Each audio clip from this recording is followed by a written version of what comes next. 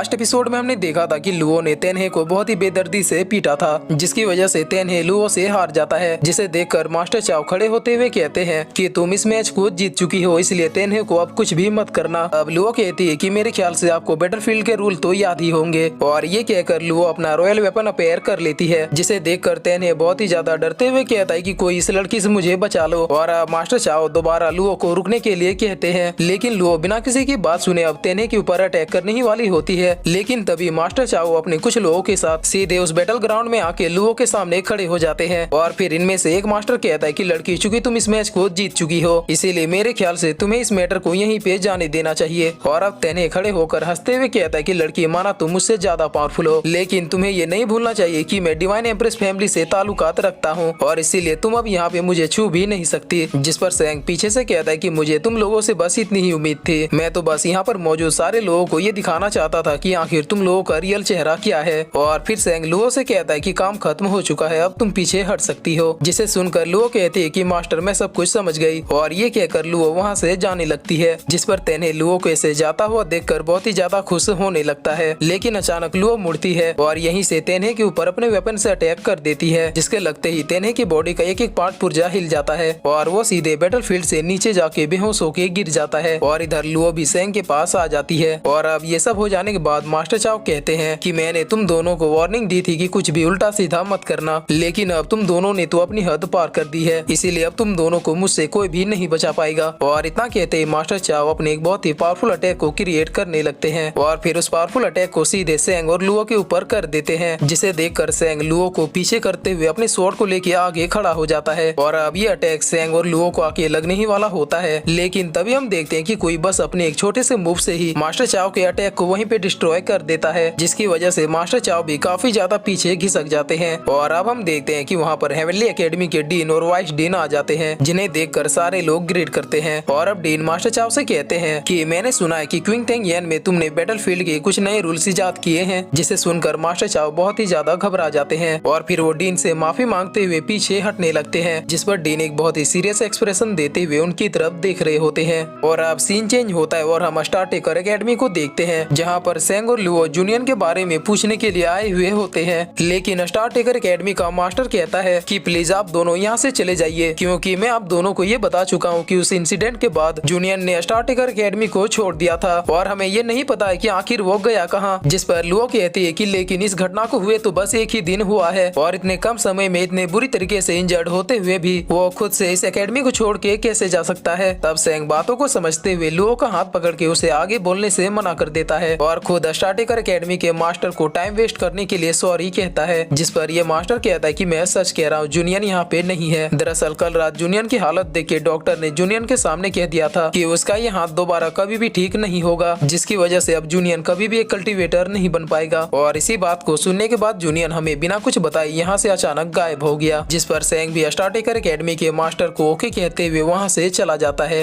और अब scene change होता है और हमें कैपिटल के मार्केट का सीन दिखाया जाता है, जहाँ पर लुओ और सेंग घूम रहे थे। और अब लुओ रुकते हुए कहती है कि मास्टर, हमें ये तो पता चल चुका है कि उस क्विंग टेंग येन में किस टाइप का कंपटीशन होता है, तो क्या आज रात भी हम उसे अटेंड करने वाले हैं। जिस पर सेंग कहता है कि मेरा भी वहाँ पे जाने का मन तो नहीं है, तो इसीलिए अब हम सीधे अपने एकेडमी में जाएंगे। जिस पर लुओ बहुत ही ज्यादा खुश होते हुए कहती है कि मास्टर, एकेडमी में जाने से पहले क्या हम इस मार्केट में थोड़ा घूम सकते हैं। जिस पर सेंग भी ओके कहता है, और अब लुओ और सेंग बहुत ही ज्यादा एंजॉय करते हुए पूरे मार्केट में घूमने लगते हैं, जहाँ पर लुओ मार्केट में मौजूद आसपास की चीजों को देख के बहुत ही ज्यादा खुश हो जाती है, और इसी तरह एंजॉय करते हुए वो दोनों पूरे मार्केट में घूम रहे होते हैं। लेकिन तभी आसपास से आवाज आती है कि देखो, ये तो वही लड़का है ना जिसने तेन्हे से फाइट करने की कोशिश की थी। और अब ये सुनते ही लुओ और सेंग दोनों उस तरफ देखते हैं, जहाँ पर जूनियन एक शॉप के बाहर बर्तन धो रहा था, और हेवनली एकेडमी के डिसाइपल उसका मजाक उड़ाते हुए उसके ऊपर हंस रहे थे। और अब लुओ वहाँ पर जाते हुए कहती है कि एक इंजर्ड पर्सन के ऊपर हंसना बहुत ही आसान है ना। जिस पर एक डिसाइपल लुओ की ओर देखते हुए कहता है कि अब ये कौन है। तब बाकी के दो डिसाइपल बहुत ही ज्यादा शौक होते हुए कहते हैं कि क्या ये वही लड़की है जिसने तेन्हे को बहुत ही बुरी तरीके से पीटा था। जिस पर आसपास के लोग भी अब बातें करते हुए कहते हैं कि देखो, यही वो दोनों है जो कि ऑर्थोडॉक्स एकेडमी से है। और अब इतना सुनते ये तीनों डिसाइपल बहुत ही जल्दबाजी में वहाँ से भाग जाते हैं, जिस पर जूनियन को कुछ भी समझ में नहीं आता है। और अब लुओ जूनियन के पास जाते हुए कहती है कि मेरा नाम लुओ है और ये मेरे मास्टर चेंग सेंग है। जिस पर जूनियन काफी ज्यादा शौक होते हुए कहता है कि अच्छा, तो वो तुम दोनों हो जिसकी चर्चा अभी पूरे कैपिटल में चल रही है। और फिर जूनियन थोड़ा सैड होते हुए कहता है कि आप लोगों ने अभी जो मेरी मदद की उसके लिए थैंक यू। तब लुओ पूछती है कि क्या स्टार ट्रेकर एकेडमी ने तुम्हारे ऊपर दबाव बनाया, जिस पर जूनियन कहता है कि नहीं, उन लोगों ने मेरे ऊपर कोई भी दबाव नहीं बनाया, मैंने खुद से ही स्टार ट्रेकर एकेडमी को छोड़ दिया है, क्योंकि अब मैं भी जान गया हूँ कि अपने इस इंजर्ड हाथ की वजह से अब मैं दोबारा कभी भी कल्टीवेट नहीं कर पाऊंगा। और इसीलिए कल रात ही मैंने ये डिसाइड किया कि मैं किसी भी एकेडमी के ऊपर बोझ बन के नहीं रहूंगा। तब सैंग पूछता है कि तो फिर तुम वापिस अपने क्लैन क्यों नहीं गए, जिस पर जूनियन बताता है कि मैं डीमंस के एक बहुत ही छोटे से क्लैन से हूँ और मेरे एल्डर्स ने काफी मुश्किल से पैसों का जुगाड़ करके मुझे कैपिटल में एक स्ट्रॉन्ग पर्सन बनने के लिए भेजा था, लेकिन अब तो एक यूजलेस पर्सन भी मेरे सामने बेस्ट है और यही वजह है कि मैं वापस अपने क्लैन भी नहीं जा सकता।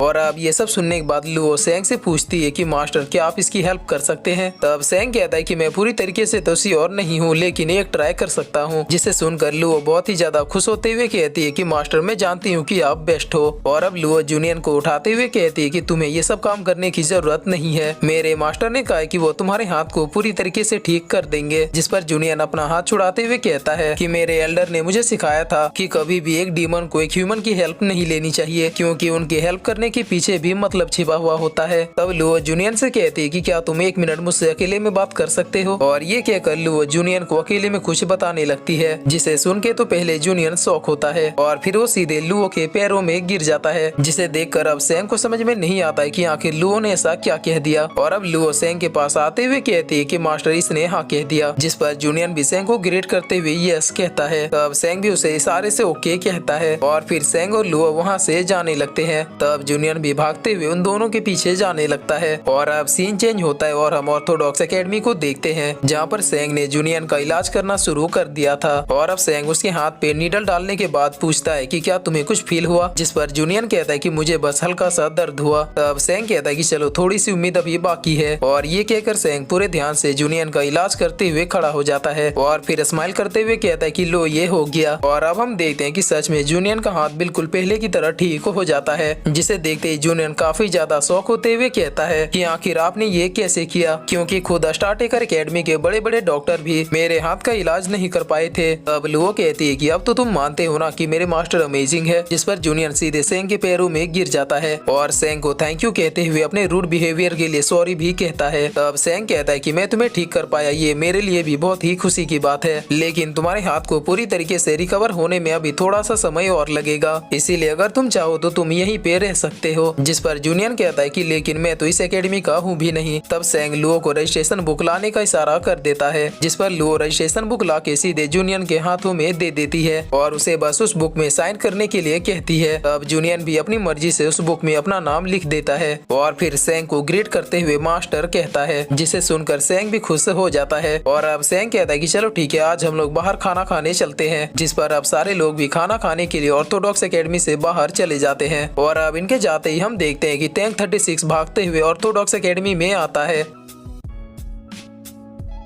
और फिर इसी के साथ ये एपिसोड यहीं पे खत्म होता है।